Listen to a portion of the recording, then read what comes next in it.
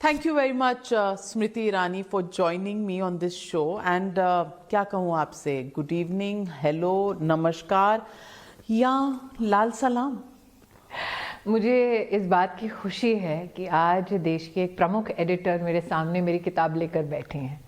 तो आप सलाम कहें, वो लाल हो या भगवा, मैं किसी भी उस सलाम का या प्रणाम का आपको जवाब दूंगी ये कह के that it's an absolute pleasure to be frankly speaking with you finally after a long time.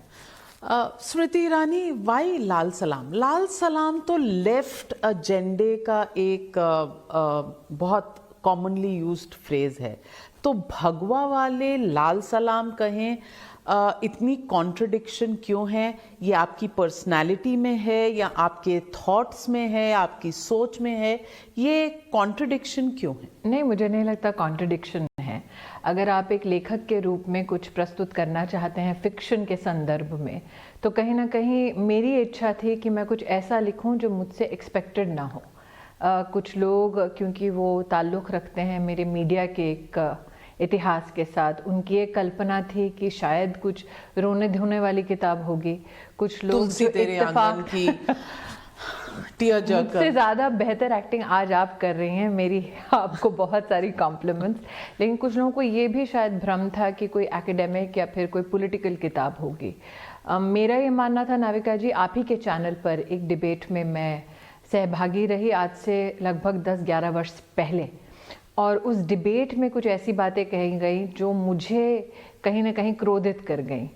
2010 की बात है जी, जब 76 सीआरपीएफ के जवान मारे गए थे दांतेवाड़ा में। जी, और मैं मुंबई से उस डिबेट में शामिल हुई थी, और डिबेट के दौरान एक व्यक्ति ने ये कह दिया कि हाँ ठीक है, अगर आपने वर्दी पहनी है तो आपकी किस्मत है मरना।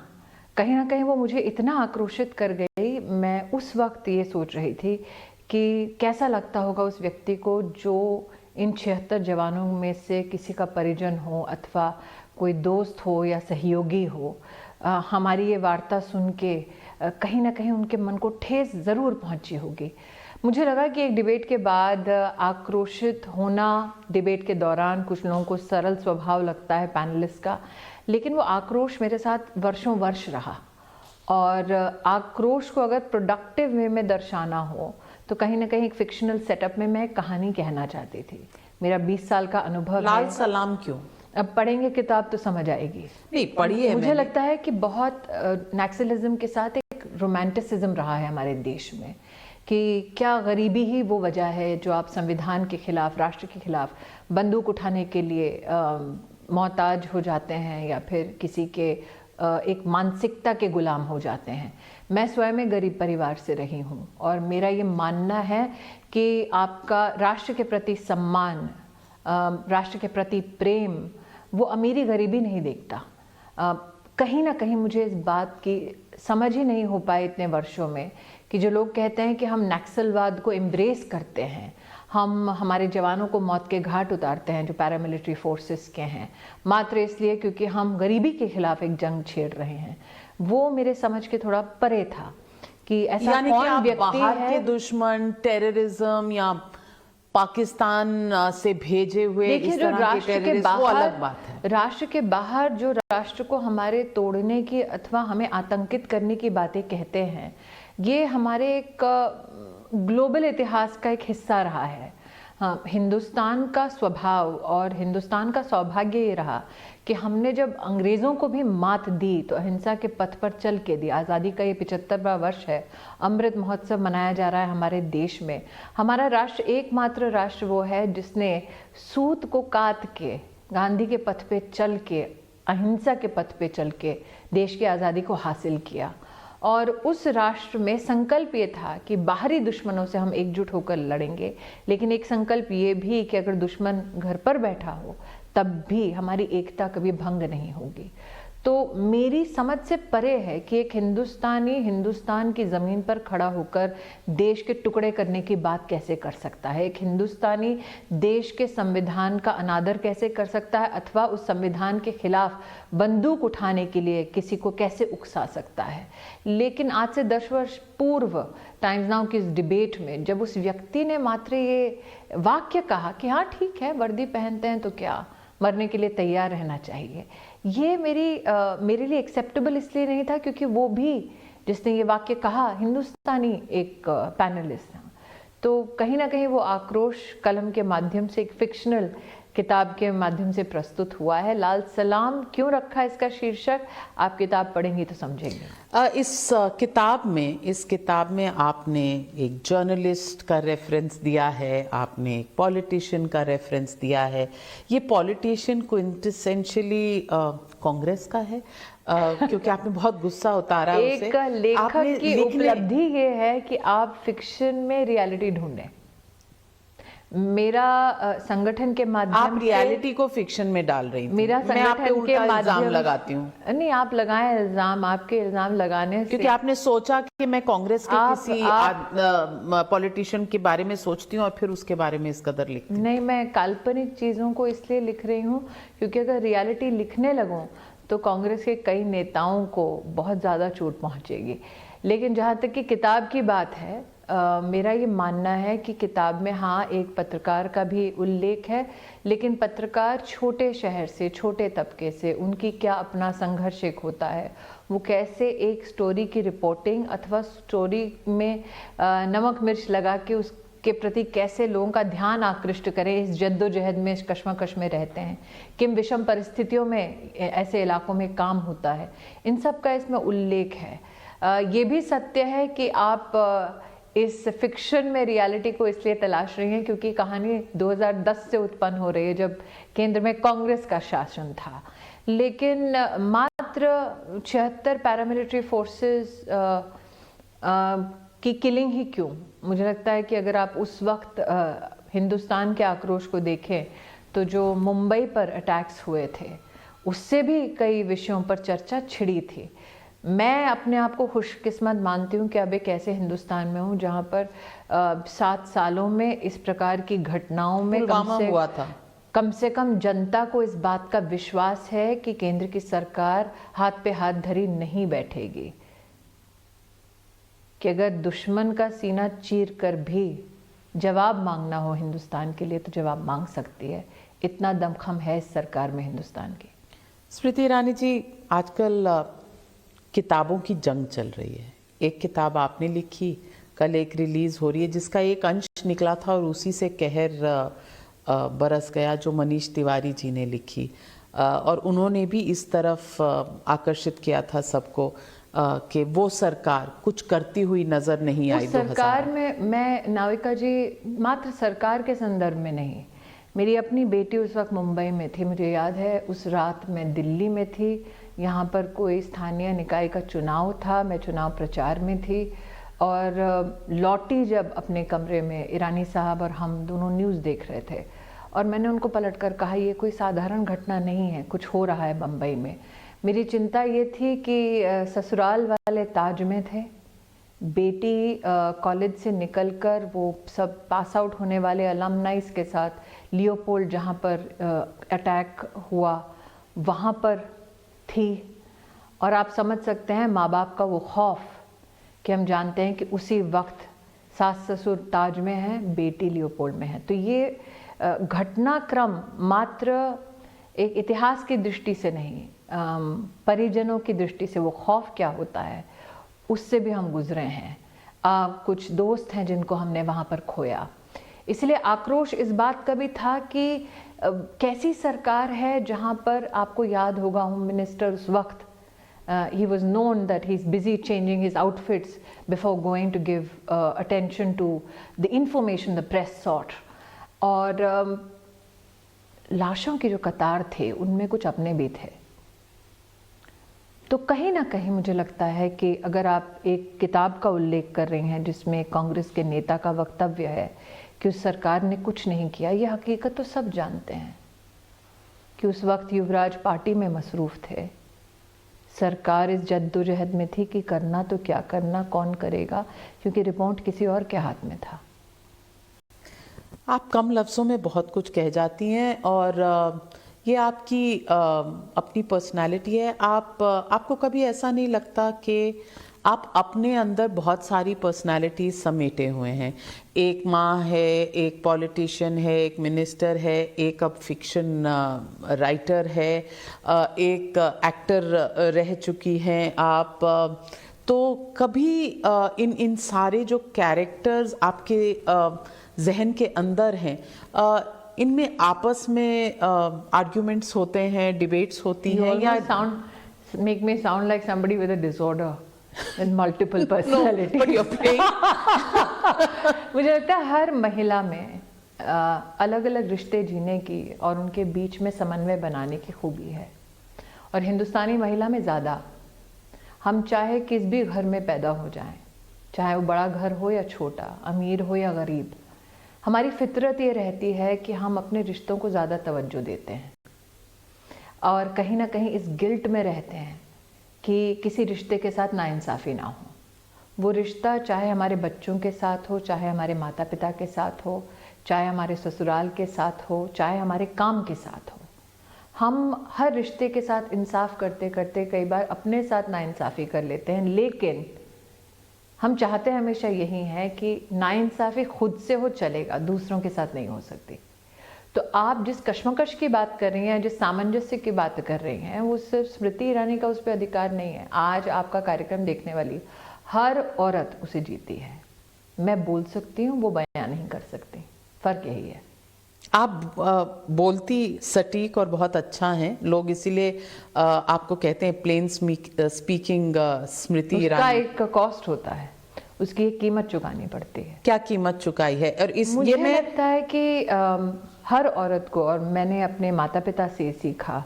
मैं 17 साल की थी जब मैं दिल्ली में मेरी पैदाइश हुई। मैं बम्बई उस वक्त जब जाने की तैयारी में थी, तो मेरे माता पिता, और आज मैं एक 18 साल की बेटी की माँ हूँ, तो मैं वो खौफ, वो डर समझ सकती हूँ एक माता पिता को, और कैसे लगता होगा। और हमारे तो परिवार में इतने पैसे भी नहीं थे कि बेटी घर छोड़ के एक भविष्य कैसे शहर में तलाशने जा रही है जहाँ कुछ नहीं है।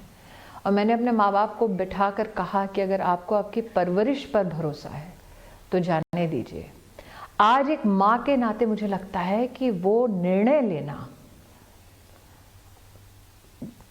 उसमें शौर्य से कम कोई और शब्द मैं इस्तेमाल नहीं कर सकती, क्योंकि मेरी 18 साल की बेटी है। मुझे पता है कि वो आज एक संपन्न परिवार की बेटी है, फिर भी मुझे खौफ है, डर है, क्योंकि अपने बच्चे को 9 महीने कोख में पालने के बाद ज़िंदगी भर एक एक उसके कदम के ऊपर नज़र रखने के बाद, बेटा हो या बेटी, और प्रधानमंत्री जी तो एडमॉनिश करेंगे क्योंकि उन्होंने लाल किले की प्राचीर से कहा, बेटा भी है, कि शाम को जब बेटा घर लौटता है तो उससे भी वही सवाल करो जो बेटी से करते हो।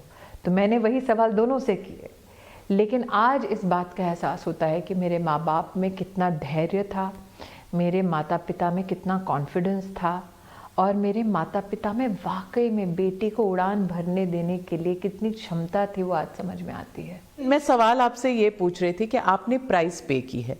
आपने जो प्राइस पे की है, आप जब आई HRD मिनिस्टर बन के आई, फिर आपको वहाँ से टेक्सटाइल मिनिस्ट्री भेजा गया। लोगों का आकलन होता है और लोग अमूमन इस तरह के आकलन करते हैं कि it is a climb down. उसके बाद आप इंफॉर्मेशन एंड ब्रॉडकास्टिंग मिनिस्टर बनी और फिर आपको नारी शक्ति वाला डिपार्टमेंट मिला। तो आपको लगता है मुस्कुरा क्यों नहीं? नारी शक्ति वाला डिपार्टमेंट खराब नहीं, बिल्कुल भी नहीं। कितने लोग हैं देश में जिनके पास देश की कैबिनेट में देश की सेवा करने का सौभाग्य प्राप्त होता है? कितने लोग हैं देश में? Have you been punished for being outspoken? No, I have been outspoken because this is what I am as a human being. I left my career in the media business not when I was failing, not when I was falling, but when I was at the peak of my success. Because we have learned, and I've had the privilege of learning from Bala Saheb Apte. He's no longer with us now, but as an ideologue, as a Sangathan person, he always said that you treasure when you leave success more than when you walk away from failure. You treasure your contribution more. And I totally believe that. I've had the privilege of working with some of the finest men and women in the country in Indian politics. I have seen at close quarter Atal Bihari Vajpayee. I have worked with Advani ji. I have seen the journey of Narendra Modi from the Chief Minister of India to the Prime Minister of India. I have seen Sushma Swaraj and Arun Jaitley in their glory. I have worked with people even across the aisle. I have seen people in the opposition and learned from them, engaged with them in heated debates. But I have found a bit of trouble. But I think that's what makes life so vibrant. Because हाथ पे हाथ धरे बैठे रहो तो कभी controversy नहीं होगी. तो आपको कंट्रोवर्सी अच्छी लगती है? You are at peace with controversies? मुझे काम करना अच्छा लगता है. स्टेटस को बनाए रखने के लिए नरेंद्र मोदी को देश का प्रधानमंत्री नहीं बनाया गया था. जब मैं देश की शिक्षा मंत्री बनी तब 30 साल तक हमारी शिक्षा नीति बदली ही नहीं थी. मैं माननीय प्रधानमंत्री जी को विशेष रूप से आभार व्यक्त करती हूँ कि उनकी पूरी कैबिनेट में एक मेरी उम्र सबसे कम, दूसरा मैंने सोशल सेक्टर देखा, महिला बाल कल्याण, एजुकेशन मिनिस्ट्री सोशल सेक्टर है. मैंने इकोनॉमिक सेक्टर देखा. हमारे देश की टेक्सटाइल जो पूरी की पूरी इंडस्ट्री है वो मात्र कपड़े मैन्युफैक्चर करने तक सीमित नहीं है. उसमें टेक्निकल टेक्सटाइल का एक अंग है जो हमारे स्पेस प्रोग्राम्स में काम आता है, कम्युनिकेशन और सैटेलाइट बिल्डिंग में काम आता है, एग्रीकल्चर में काम आता है. मैं इंफॉर्मेशन और ब्रॉडकास्टिंग, मेरे अपना प्रोग्रेशन है मीडिया की दृष्टि से. So I have seen the social sector, I have seen the economic sector. How many people at my age have the privilege of watching the country from such minute a position? But I think that आप जब मेरी HRD के एक journey की बात करते हैं, सबसे बड़ी कंट्रोवर्सी क्या हुई? जर्मन और संस्कृत, राइट?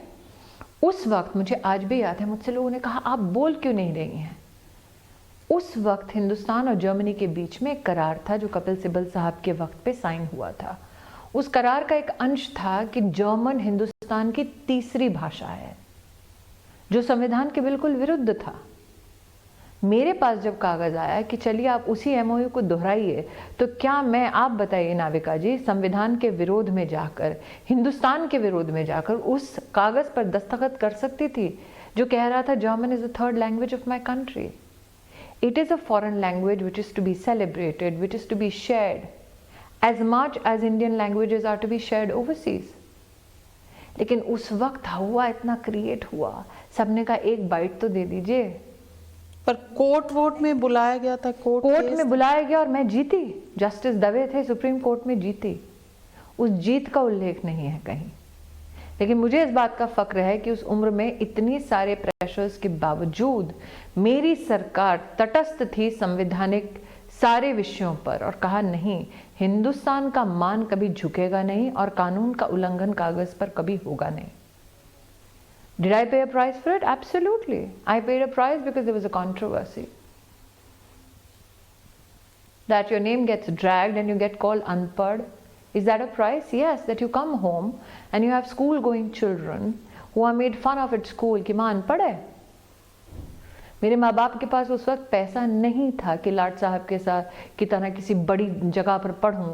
मुझे 2 वक्त की रोटी कमानी थी. तो फिर तो फिर एफिडेविट में नहीं देना चाहिए था.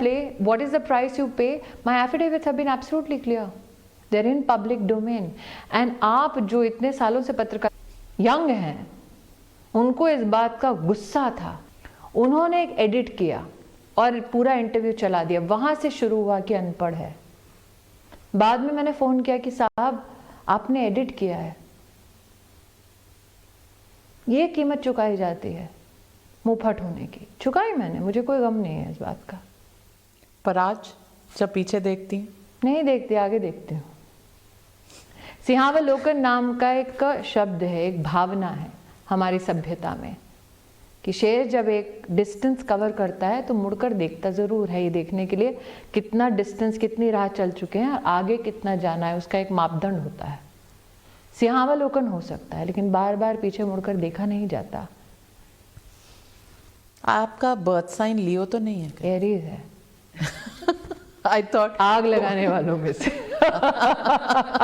क्योंकि शेरनी की पदवी भी अगर कोई देता तो शायद कम 23 मार्च को पैदा हुई, जिस दिन भगत सिंह शहीद हुए, शहीद दिवस पर पैदा हुई। कमाल है। आप मैं मतलब जो भी आपको हाजिर जवाब कहता है गलत तो नहीं कहता, और नहीं, हाजिर जवाब नहीं हो। ऐसा नहीं है कि मुझे शब्द कम नहीं पढ़ते, पढ़ते हैं, लेकिन हाँ इतना कह दूं, क्या हूं जो मन में है वो कहती हूँ। तो लोग कहते हैं कि आपके गले में सरस्वती वास करती है, क्योंकि आप सरस्वती को कंठ में धारण करने के लिए एक व्यक्तित्व होना चाहिए। भगवान ने इतना बड़ा नहीं बनाया कि माँ को कंठ में धारण कर सकूं। दिल में है, कंठ में नहीं हो सकती। स्मृति जी, आध्यात्मिक बातों के बीच में तो आई थिंक हम 3 घंटे की फिल्म भी बना सकते हैं आपके साथ, और आप एक टेक में पूरी फिल्म कर सकती हैं। इतना आई थिंक आपके पहले के डायरेक्टर्स भी करेंगे आपको, दे विल सर्टिफाई दैट। लेकिन हम आज के दौर में रहते हैं, और आज के दौर में आपके साथ जुड़ी हुई कई बातें हैं। और अभी आपने एक हमारे ही कॉन्क्लेव पे, हमारे टाइम्स नाउ समिट पर एक कत्लेआम किया था, जब आपने प्रियंका गांधी वाड्रा के लड़की हूँ लड़ सकती हूँ पर जवाब दिया था। मैं आपसे पूछना चाहती हूँ कि क्या पॉलिटिक्स में, राजनीति में इतनी प्रतिस्पर्धा रहती है कि you have to make headlines? I don't need it. I was always a part of headlines. I didn't need to come to politics to make headlines. When you are an artist, you are loved by people irrespective of ideologies. When you become a part of an active ideology in electoral politics, you open yourself up for criticism, you open yourself up for dislike. So if you say that, did you need to do this to gain headlines? That would be an oxymoron. That is, you are taking a position that I have not known enough and hence need to grab a headline.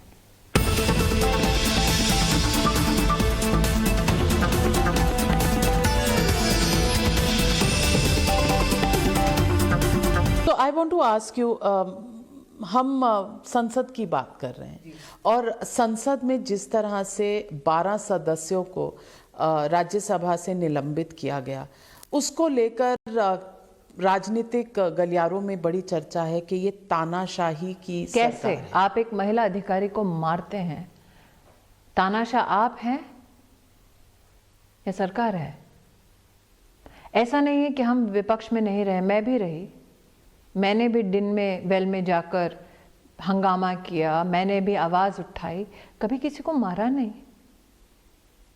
ना कभी किताब उठाकर deputy chairperson पर फेंका, ये नहीं हुआ कभी।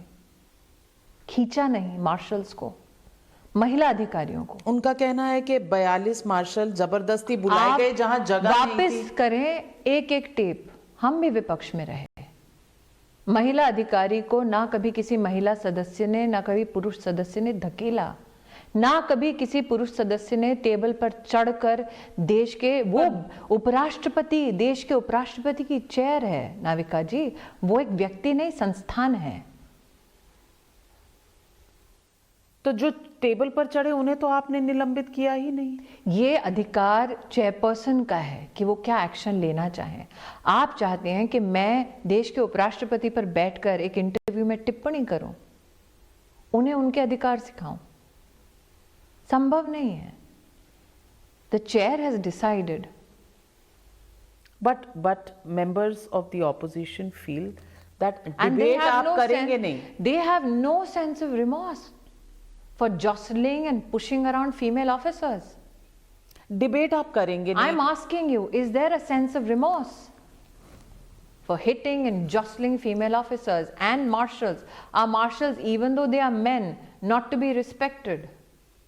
Not to be afforded the same respect as but member of parliament? Is it right for the treasury benches? We have said we are ready for debate on any issue. To snuff the voice of the opposition. How is the opposition's voice they say during the voting on the agriculture bill. How is the voice snuffed?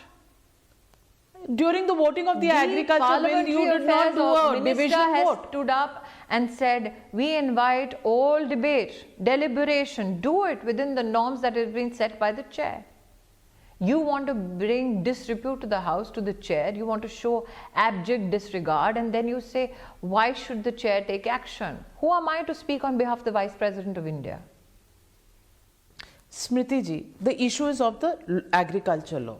It Yes. was There was introduced, a- the way it there was a- passed. There was a need that was espoused that repeal it was repealed. After a gap of 14 months, Yes. and it was a big And what did the Prime Minister say? That I do so for the benefit of the country. और बीच में जो लोग And are मरे, you saying, उनके तो आंकड़े and नहीं- close to 10.5 crore farmers. That MSP operations, one of the most successful ones in the history of our country, transpired in these very months. That Krishi Vigyan Kendras across the country have been more than operational. Farmers were willing participants in it. Can you deny that? You cannot. No, the So the point, opposition cannot have chit bhi meri pat bhi meri policy. no, and the government also can't. No, Similarly, absolutely, the government has stood up and said discuss. The government has been consistently but you saying didn't it for 14 months. you didn't allow voting during the passing of the bill. You did not allow the Navika bill to ji, go to the entire- select committee. and it's been a process of 2 decades and more. It is not a process that was alien to the UPA and its partners, though today the UPA partner says that the UPA is officially dead. They have said it.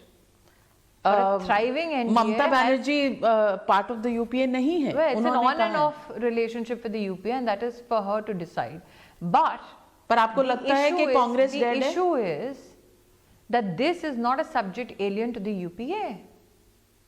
There have been enough discussions and deliberations, even on your channel, where paper upon paper is proven that the Congress, yes, wanted the same reforms to be undertaken, did not have the gumption to do so, but they wanted it.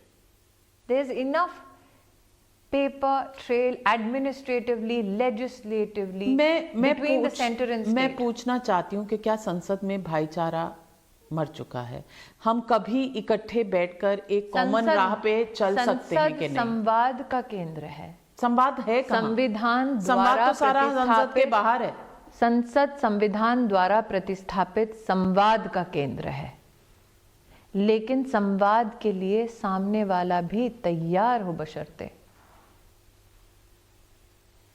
लेकिन ये भी तो कहा जाता है कि संसद चलाना सरकार का दायित्व है। बिल्कुल, और सरकार ने ऐसा अपने दायित्व के निर्वहन में बार बार कहा चर्चा करनी है कीजिए, चर्चा तो कीजिए, मुद्दे पे चर्चा कीजिए। स्टॉल करने की राजनीति और चर्चा और संवाद करने की राष्ट्रनीति में फर्क है, आप भी समझते हैं। आप पर आपकी सरकार पर एक इल्जाम और है, एक आरोप और है जी। आरोप यह है कि क्योंकि चुनाव है उत्तर प्रदेश में और इसलिए आपने कृषि कानून क्या वापस चुनाव ले लिया। जीते तब नहीं गए थे जब कृषि कानून पास हो गया था? जीते गए थे। बंगाल में आप हार गए थे। हाँ, बंगाल में कहाँ से कहाँ पहुंचे हम लोग, कितनी सीटें थी? पर आप तो जीतने जाते हैं ना, आप तो कौन मैदान जंग में उतरता है हारने के लिए? जीतने के लिए ही उतरा जाता है। तो आप कितनी सीटें थी? 3 अस्तित्व अपना दोबारा वहां खड़ा करने के देखिए, लिए। वही तो फर्क है। हम उत्तर प्रदेश की गरिमा के लिए लड़ते हैं, वो अपने अस्तित्व के लिए लड़ रहे हैं, यही फर्क है। आप शब्दों को बहुत घुमाती हैं। बिल्कुल लेखक लेखिका क्या बन गई हैं? आप स्वयं इस बात को स्वीकार करती हैं, कांग्रेस के नेता भी स्वीकार करते हैं कि वो अपने अस्तित्व की लड़ाई लड़ रहे हैं। हम उत्तर प्रदेश में विकास को प्रतिस्थापित करने के लिए, आगे बढ़ाने के लिए, उत्तर प्रदेश के गौरव के लिए लड़ रहे हैं, ये फर्क है। लेकिन जब उप मुख्यमंत्री कहते हैं कि मथुरा की तैयारी है, अयोध्या और काशी तो हो गया, तो फॉर्मूला नंबर 1 इट इज जैसे how is it formula number 1 2 3 और व्हाटएवर फॉर्मूला? बीजेपी का हमेशा रहता है कि मंदिर की बात कर लो और भावुक लोगों को। आप एक सेकेंड, आप ये जो कहते हैं ना मंदिर, ये आस्था का केंद्र बिंदु है। उसके साथ बेतकल्लुफ़ ना हो तो बेहतर है। माई अपॉलॉजीज़, लेकिन आप ये मंदिर जो बोलते हैं ना, वो हमारी आस्था का केंद्र बिंदु है। और जहाँ तक कि उत्तर प्रदेश की बात है और आपने जिस परिवार की बात की है, मैं अमेठी रायबरेली दोनों का आपको एक उदाहरण देना चाहती हूँ। रायबरेली जाने का सौभाग्य कुछ दिन पहले प्राप्त हुआ। दिशा की एक मीटिंग में 5 लाख परिवारों के लिए टॉयलेट्स बनाए गए मोदी और योगी की सरकार द्वारा। अब ये किसी को कागज़ पे ठीक लगता होगा, हाँ 5 लाख। आप सोचिए प्रत्येक परिवार में अगर 3 लोग भी हों नाविका जी, इसका मतलब रायबरेली में 15 लाख लोगों के पास घर में शौचालय नहीं था। और ये आज भी शौचालय बनाने के लिए, गरीब का घर बनाने के लिए चुनाव नहीं लड़ रहे। खुद बच जाएं, अपना करियर बनाने के लिए लड़ रहे हैं, ये फर्क है। तो ममता बनर्जी जब कहती हैं कि यूपीए इज नो मोर, कांग्रेस किसी भी लड़ाई का एक सेंट्रल केंद्र बिंदु नहीं रह सकता, तो मेरा वो विषय नहीं है। मेरा विषय ये नहीं है कांग्रेस किसका बिंदु रहता है, किस श्रृंखला से बिंदुवार हट जाता है, वो मेरा विषय ही नहीं है। मेरा विषय ये है कि हमें एक राजनीतिक दल के नाते दायित्व दिया है लोगों ने नरेंद्र मोदी के नेतृत्व में कि हम विकास की आधारशिला या फिर विकास के संदर्भ में काम करें। प्रधानमंत्री ने लाल किले की प्राचीर से 15 अगस्त को इस वर्ष कहा कि हमारे 7 साल रहे सबका साथ, सबका विकास, सबका विश्वास का, और अब सबके प्रयास की जरूरत है। मैं आपसे मेरा लक्ष्य वही है कि हिंदुस्तान में सरकार 2014 में 2019 में आई। सरकार आने के बाद नरेंद्र मोदी ने, और आप अमेठी का उल्लेख करती हैं, मैंने स्वयं अगर 2019 की आप मेरी क्लिप निकाल कर देख लीजिए तो अमेठी में पहला भाषण मेरा यही था कि चुनाव समाप्त हो चुका है, अब मैं सांसद उनकी भी हूं जिन्होंने वोट दिया और उनकी भी हूं जिन्होंने वोट नहीं दिया।